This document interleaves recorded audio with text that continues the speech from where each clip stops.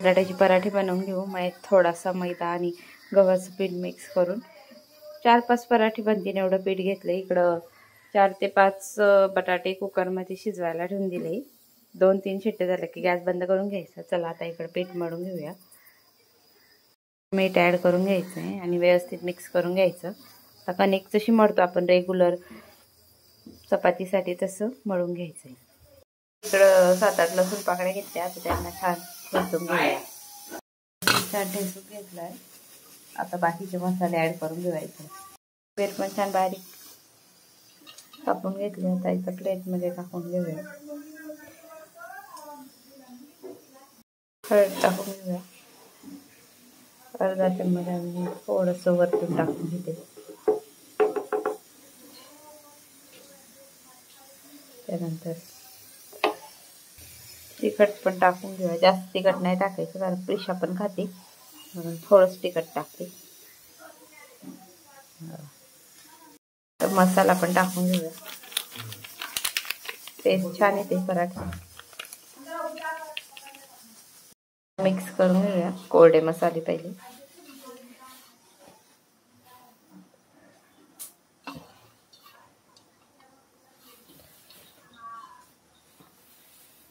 इकडे आपले बटाटे शिजवून झाले. गॅस बंद केला आहे. थोडं वाफ निघतोपर्यंत इथं राहू द्यायची. इकडं कणिक मळून पण झालंय माझं.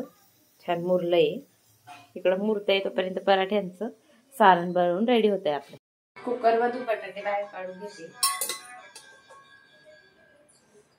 छान शिजले बघू शकता बटाटे.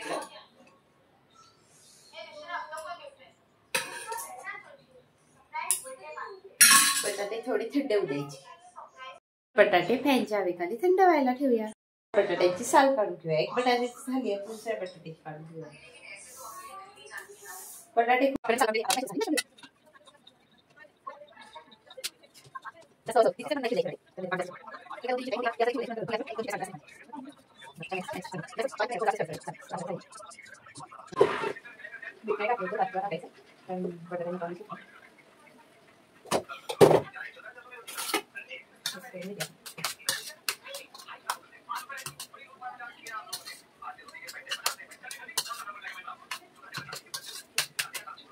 सारण रेडी झाले. चला बटाट्याचे पराठे बनवून घेऊया.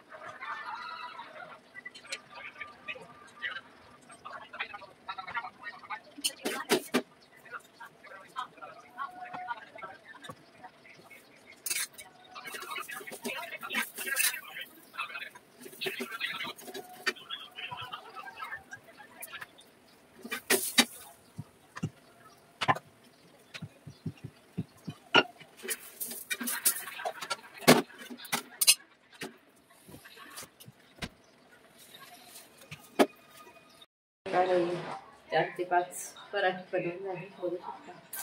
काय म्हणते डॅडी पराठे खायला?